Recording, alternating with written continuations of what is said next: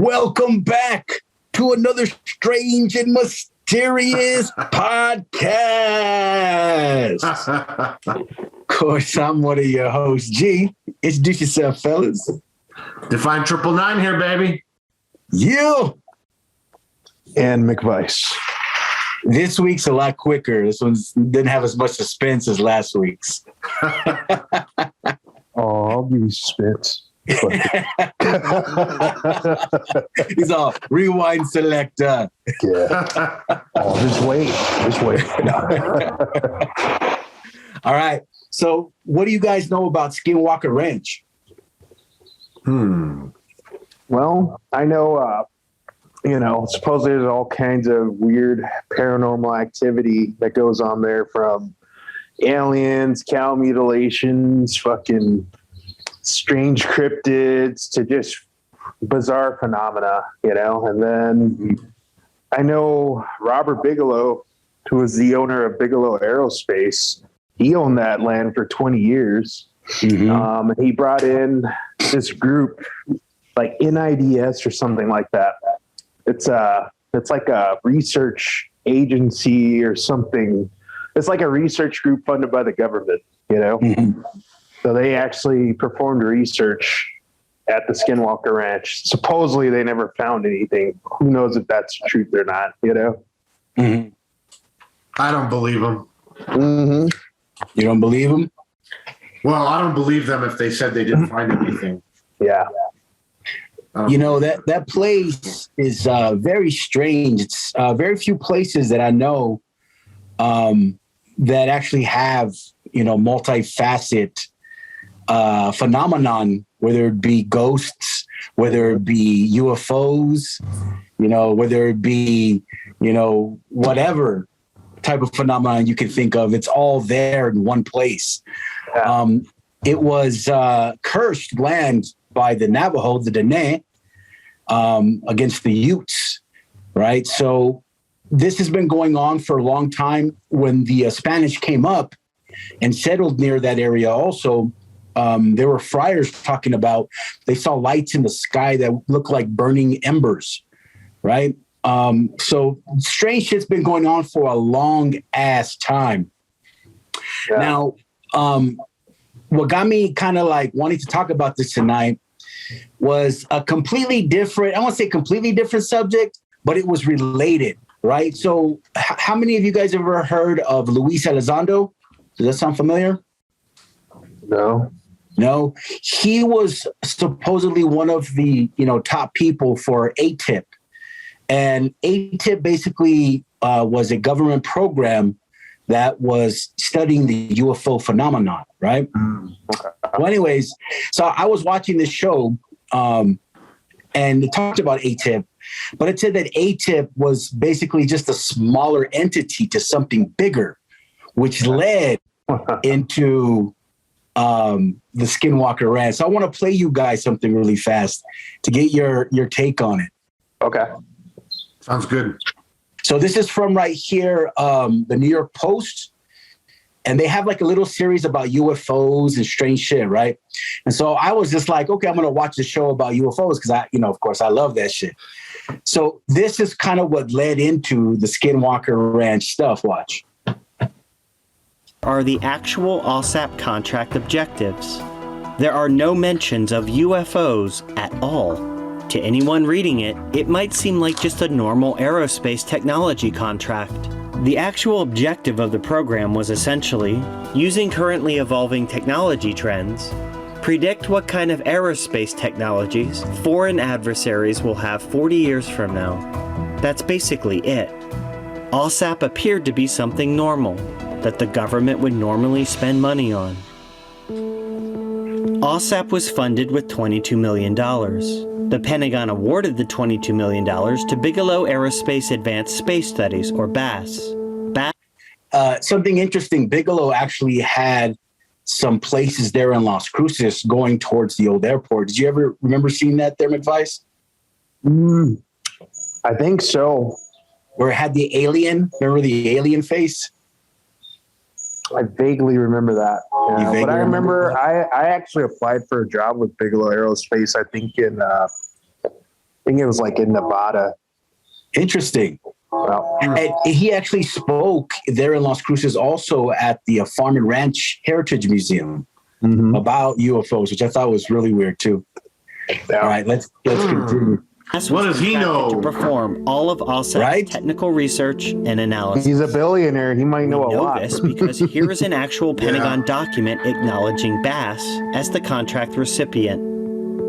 Bass was founded by millionaire and longtime Harry Reid financial supporter Robert He kind of looks Bigelow. like the Joker. Within the Bass team so was Hal Puthoff, serious. who we already briefly discussed, as well as other scientists with a history of unorthodox ideas, including Dr. Colm Kelleher and Dr. Eric Davis, an astrophysicist who's written papers discussing psychic teleportation, time travel through He's a funny-looking Stargate dude. wormholes, and bending spoons with your mind. Damn it. I almost could Bass do that. hired a team of 50 people, and then the work on OSAP began. On the surface, OSAP appeared to be an aerospace technology program. To Harry Reid, in his words, OSAP was actually a program to study UFOs and related phenomena. AG, pause it real quick. Bass, however, that Yes. So you see this? This is how the U.S. government operates. They fund like programs that don't necessarily say they're related to the U.S. government, that have these names that just make you think, oh, cool, whatever. They're researching this, which secretly they're funding it for another reason, and the public may not even be aware that they're funding this shit, Well, Because they're using it. They're using these corporations as cover. Yes, absolutely. plausibility. So, Was it plausible deniability? yeah.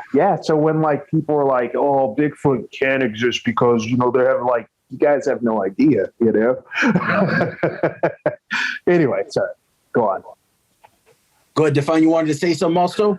No, I was just saying. They're clearly front kind of companies. It might not have a United States flag on it, but it should.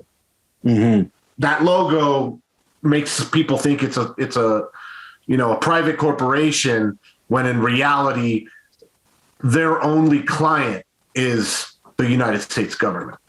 Yeah, it's a branch. It's just a way for them to hide and provide cover for probably all kinds of gray ops, but even black ops. Hiding in plain sight, right? Yep. Definitely. Right in front of everyone. They have no idea what's really going on.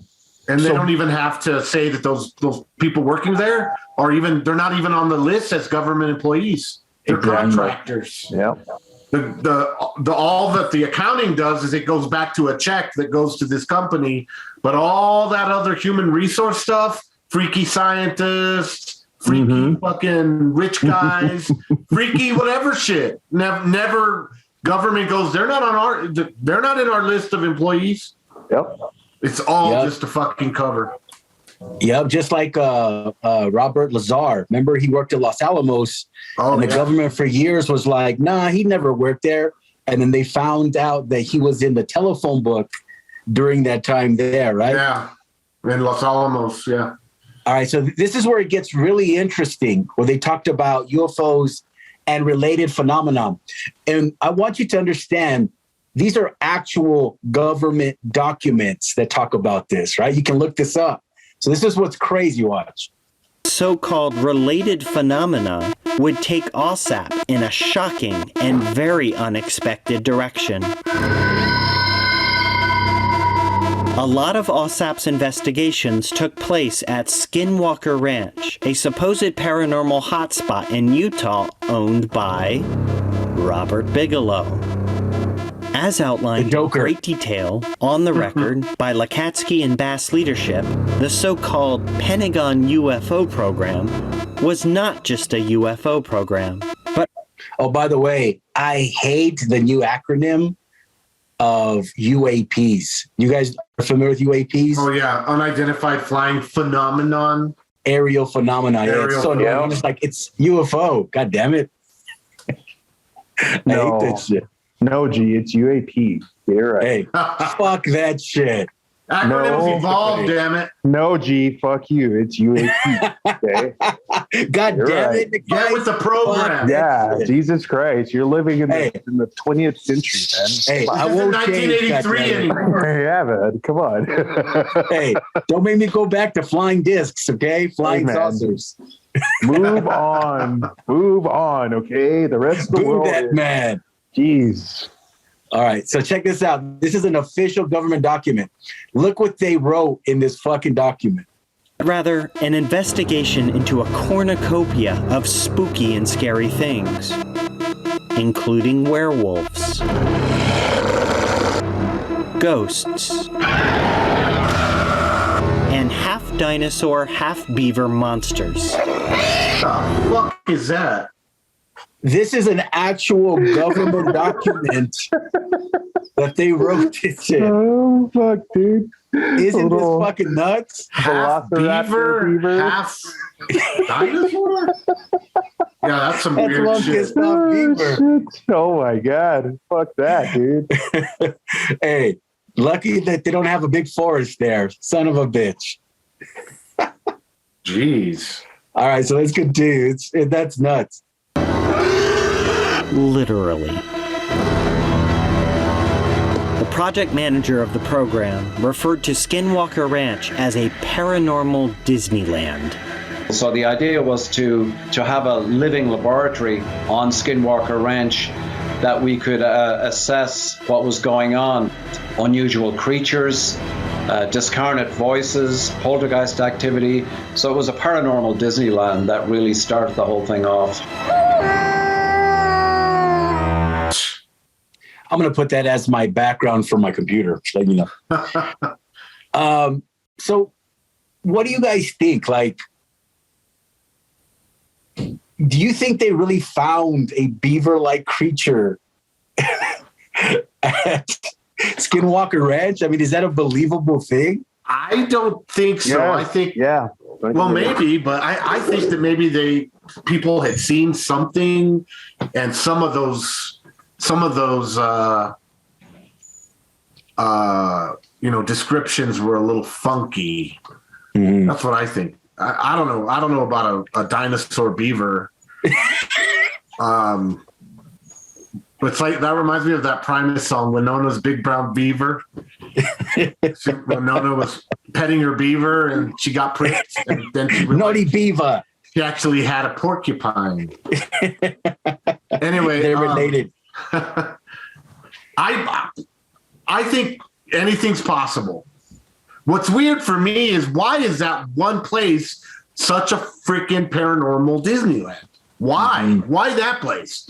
There's so many places all around the world that you would assume. And the other weird part about it is, why is it so many different kind of slices of the paranormal? You've got UFOs, you've got Bigfoot, you've got Skinwalker type Indian stuff, you've got beavers, pissed off beavers, you've got, I mean, it's just, you know what I mean? Like, why so much? What is it about that spot? Uh-huh. But you said the Indians had put a curse on it? Yes, the Navajo. The Navajo had cursed that land. Maybe bizarre energy draws bizarre things. I don't know. Maybe. I think there's only one other place there's maybe two other places that I could say that Starlight Ranch in Arizona has similar issues, I've heard of right? That. Yeah. Yep. That one has Bigfoot, UFOs. It doesn't have a beaver-like creature. Dinosaur. Yeah. Right. I think if you can get UFOs, paranormal, and cryptids all in one location, you've hit the fucking paranormal jackpot. Like, yeah. I don't know. It's crazy. I think the other place that's nuts is Sedona, Arizona. Are you guys familiar with Sedona? Mm-hmm. They've had similar things like that also, where they have, lots of UFOs, lots of ghosts. People go missing a lot there. Really? Just like in, lots of people go missing. The other place that people go missing that's kind of strange that we had kind of talked about are national forests. I think McVice had brought that up, correct? National parks. Yeah. There's quite a bit of people that have gone missing and they don't really know, what happens to them. They just kind of vanish. Supposedly they don't know. Well, they're very remote. Some of those national parks are some of the most remote and people-less places in the U.S. So if you get lost in there, or if you have a design to pick up a human being to do something to them, that's a good place to do it. So, you would think that whatever spiritual forces need a human for something, bad or good, they know that there's these areas around that you can do that and cause relatively not as many waves. And if you're going to go snatch a person from the middle of a big city, you might be seen. Might be screaming. Snatching a hiker out in the middle of some remote part of like the Big Bend Park or Grand Canyon Park, there's not going to be anyone out there.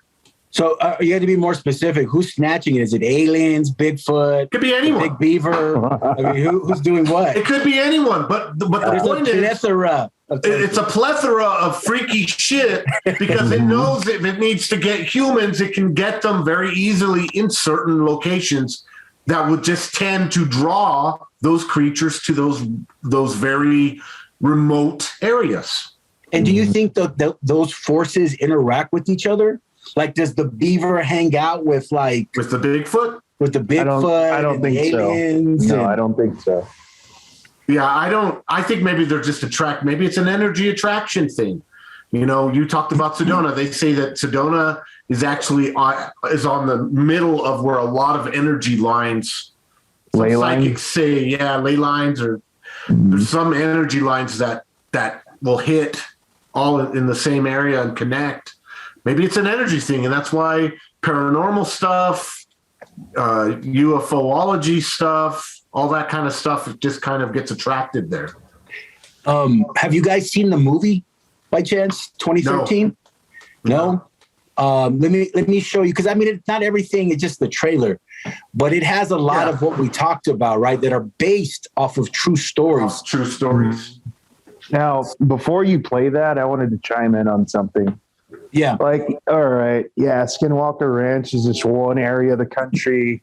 They've drawn our attention to all this paranormal stuff happens, but this paranormal stuff happens all over the world, all over the place, Bigfoot, Dogman, all this stuff happens everywhere. They keep this stuff repressed. They keep it buried.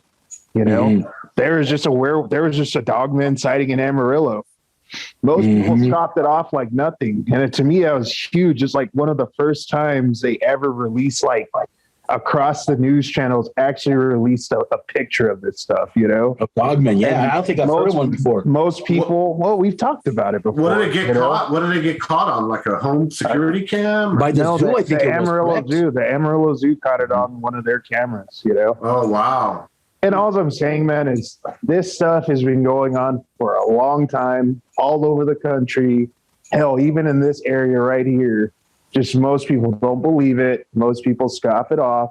So it's kind of interesting that, they've highlighted the Skinwalker Ranch when this shit happens all over the place. It happens in the national parks. If you want to talk about bizarre and weird phenomenon, happens all over the place. Hybrids. So the beaver dinosaur creature.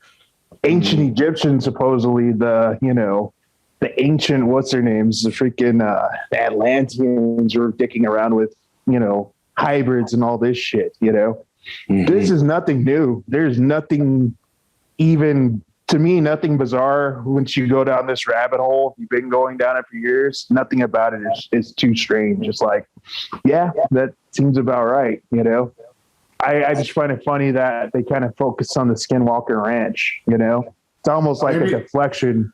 Maybe focus there's an on agenda. Skinwalker Ranch so you can not focus on all the other hot spots all over the world. Maybe there's an agenda. Sure. I wouldn't be shocked. To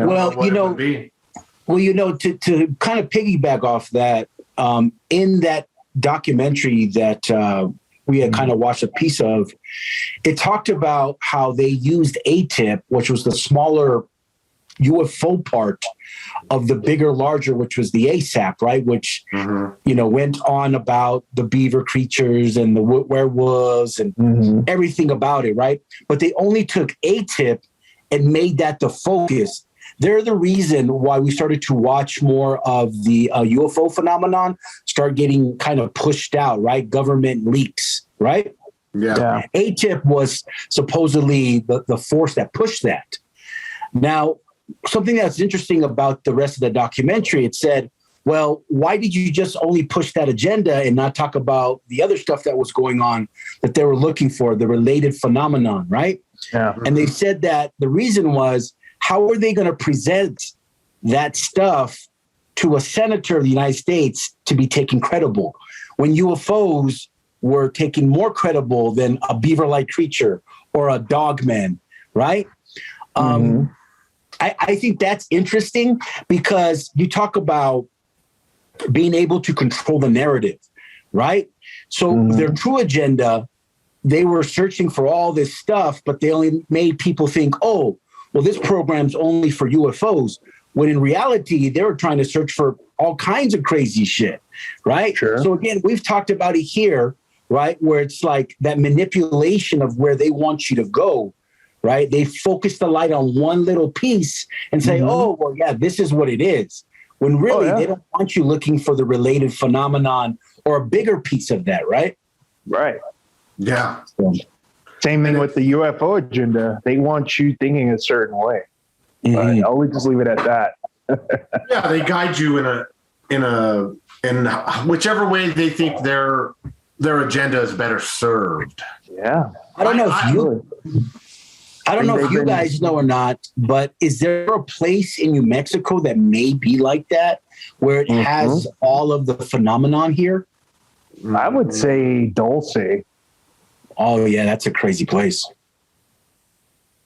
Yeah. Do they have anything like ghosts there? Or is it just strictly, the base and the UFOs and the aliens? Well, see, I've heard...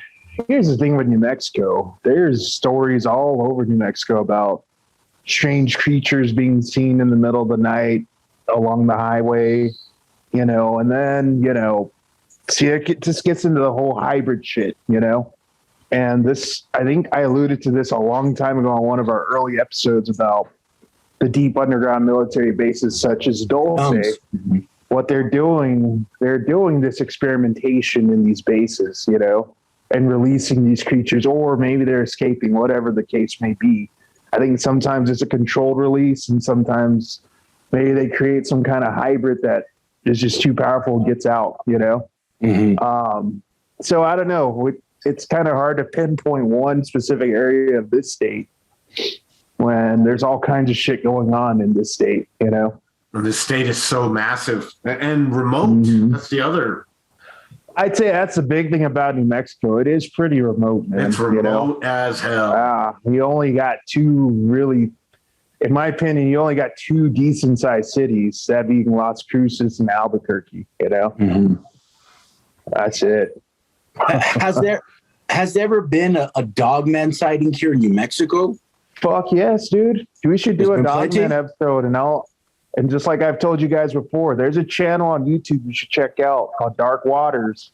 Okay. He almost specifically deals in dogman, He has a map, all kinds of shit, As I know, like on the Navajo Nation, that's where they talk about that. But like, I don't know, anywhere like specific that they keep seeing him here in New Mexico, along with Bigfoot, along with UFOs, would it be the Archipelago Mesa? You got to look at so Dark Waters has a map. He has an episode where he goes over what, because he's been doing his own research over the years, talking and paying to report, to investigate or hear people give him their testimonies and all this stuff. So over the years, he's made what he calls a dogman migratory map. And it seems like they like to come up from Mexico, and one of their main paths of travel is through West Texas, Eastern New Mexico. Then they'll like go into like the central, I'll go through Oklahoma, then go make their way to like Kentucky and shit like that. And then kind of loop back down through the South, back through Texas, back down into Mexico. It's weird. But there's a lot of those sightings in, you know, New Mexico, Texas, Oklahoma, Louisiana, Arkansas, you know, Kentucky, Tennessee, West Virginia, Virginia, North Michigan, Carolina, also. South Carolina, and other parts of the country too. Yeah, you know. Has there ever been any credible Bigfoot sightings in New Mexico? I've never. Yes. There's a famous one in Las Cruces. Oh, really? Another one, of course, is here in the Sandias. There's a pretty famous one. They actually have video online. Maybe one of these days we'll take a look at that. Yeah, that'd be interesting. You know, there on Skinwalker Ranch, I think one of the most famous ones is where they shot at the Dogman or the Skinwalker, whatever it was. And it was a huge, huge wolf, like to the point that this person was like, this can't be real, right? He shot at this thing and basically it didn't do anything to it, but it was attacking the cows, right? And this is after, you know, all the mutilations of the cows, and you know, so you're dealing with all kinds of crazy shit. Imagine seeing that, shooting this giant wolf and the wolf not doing anything. And there was no blood trail. There was no nothing. No, it was just like, yeah. So crazy. So I don't know. That place is just incredible. Would you guys ever stay there? Yeah. You guys would stay at Skinwalker Ranch? Yeah. McVice?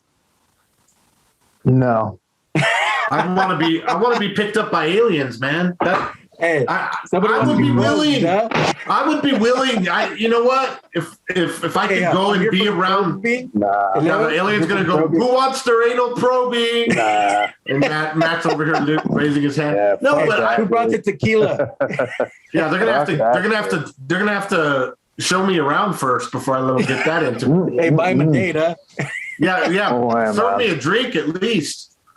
But even though I believe in this stuff, I don't want to encounter it, you know? Yeah. I want to get picked up by an alien crew, and I would be willing to volunteer to be I'm not saying I'm looking forward to being probed, but if they wanted to do some kind of scan or some kind of anal probe test, no. A Strange and Mysterious podcast does not promote anal probing. No, we don't. We do not promote anal probing. But unfortunately, Define 999, that's why it was going to happen. No, I would go stay out there, though, if I had video recording equipment and probably some weapons, you know.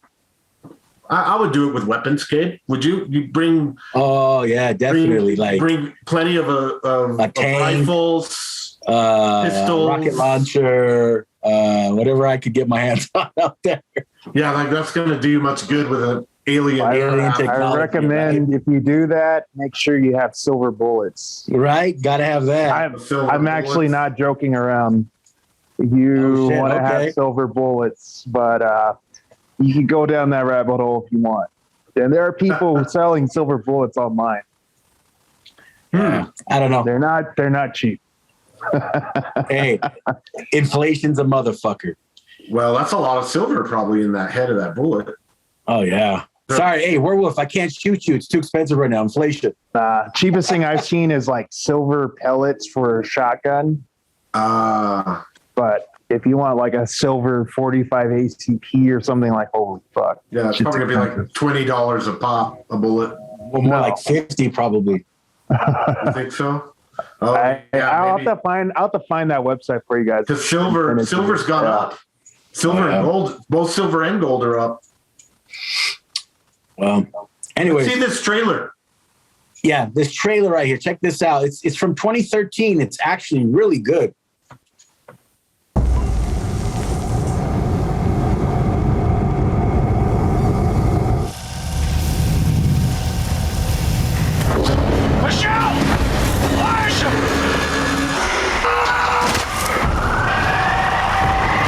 Violence. Telekinesis, man.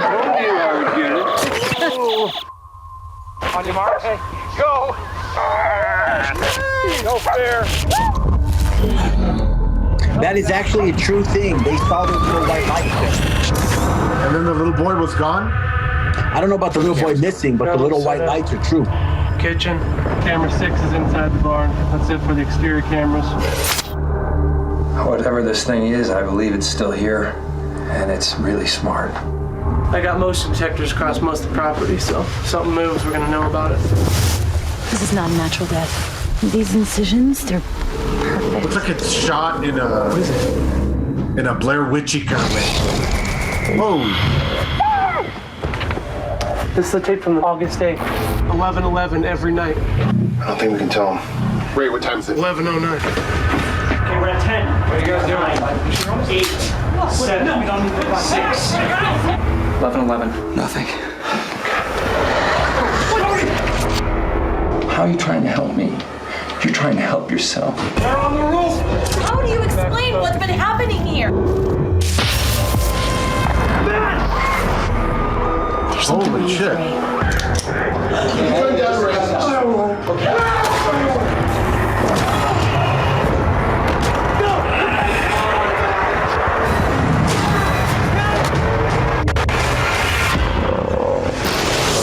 What is it doing? Are you okay, Lisa? Are you okay?